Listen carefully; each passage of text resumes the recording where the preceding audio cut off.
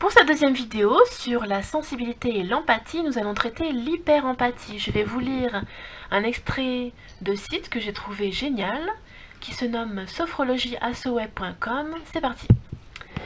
Alors, introduction. Vous avez de fortes intuitions qui se réalisent, vous avez l'impression de ressentir la douleur physique de l'autre, ou de ressentir de fortes émotions que vous n'identifiez pas comme les vôtres.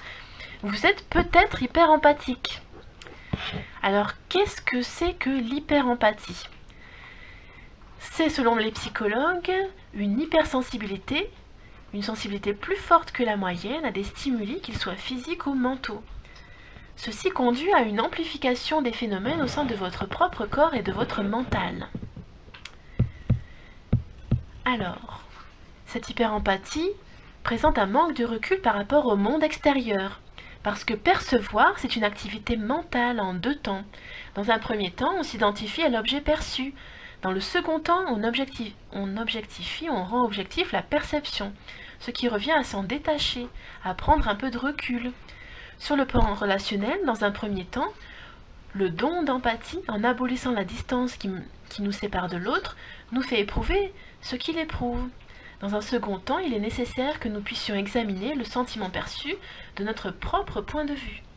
L'hyper-empathique, très doué pour la phase identificatoire, peine ensuite à prendre de la distance.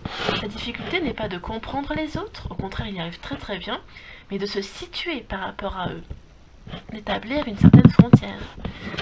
Du point de vue ésotérique, l'empathie traduit la capacité à ressentir chez les autres la peur, l'angoisse, la déprime, le bonheur ou la joie, toute la palette des émotions en fait. De nombreuses personnes se sentent douées d'empathie, ils la considèrent comme un don. Dans le cadre thérapeutique, on parle d'empathie lorsque le thérapeute, à l'écoute de l'autre, est capable de ressentir les émotions de l'autre. L'hyperempathique, lui, ressent la douleur physique de l'autre, ou bien l'émotion de l'autre, au sein même de son propre corps et de son mental. Seul l'appropriant, il n'est pas conscient qu'il ne s'agit pas de sa propre douleur ou de ses propres émotions. Ainsi, vous pouvez ressentir de la culpabilité, de la peur, des angoisses, des douleurs au ventre, des maux de tête, et pourtant il ne s'agit pas des vôtres. Explication scientifique.